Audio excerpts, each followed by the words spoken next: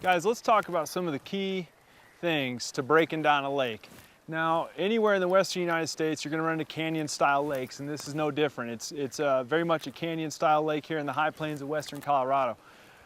A couple places we're always going to check. If there's pike or bass or walleyes, there's a couple places we're always going to check. One of those is boat ramps. Boat ramps are always good places to fish. So many people don't fish boat ramps, and it surprises me. You know, they put their boat in the water and they take off and they go running looking for fish. Well, most consistent spot on the lake, on any given lake, is oftentimes right around the boat ramp because of all the activity. So we'll definitely go and check the boat ramps at some point. We have not fished them yet today, but I suspect that we will here shortly.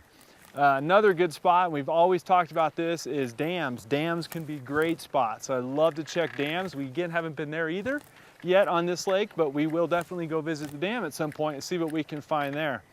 In lieu of either of those, let me get the boat turned here.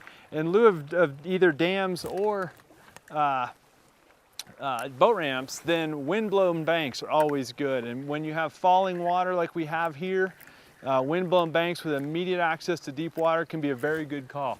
We purposely came out here on the dog days of summer. I mean, literally, it's August, it's late August. It's like 90 plus degrees out, it's very hot, and we came out in the middle of the day, and we did it because, again, that's what a lot of you guys do. So we wanted to make this as interesting and as challenging as we could and as realistic to what you guys normally do. The next thing I recommend is channel swings. If you can find anywhere where the channel swings up against the bank, you're gonna put yourself in the hunt for catching fish as well. So that's a key thing, and we have definitely exploited that, and that's kind of what this spot's all about. The channel swings up against this bank right here. That's what created that ledge rock that the pike and smallies came off of. So that's another thing as well. When it comes to baits, given that I have oh my God, look at this pike right here. Look at this pike right here. Look at this pike. Oh, that was a giant pike.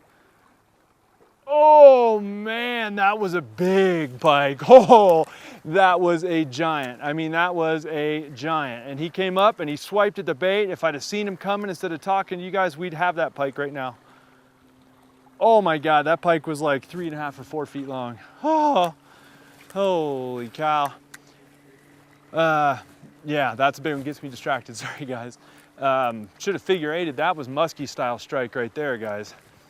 But at any rate, so back to my thing. I like reaction baits. I like baits I can cover a lot of water with because I fully expect that the more water I can cover, the better shot I have at locating my fish. And even like that pike's a good example. He just blasted my bait, I didn't catch him, but I know he's here and I might come back through with something a little more methodical and see if I can catch him. But the reaction baits is always the first thing I'm gonna do. Jerk bait, lipless crankbait, square bill crankbait, or some sort of a lipped crankbait, maybe a spinner bait, just kind of depends on the weather. But you bet, I'll definitely throw some reaction baits to get things going. If I locate a good spot, then I'll slow down and try some more methodical baits.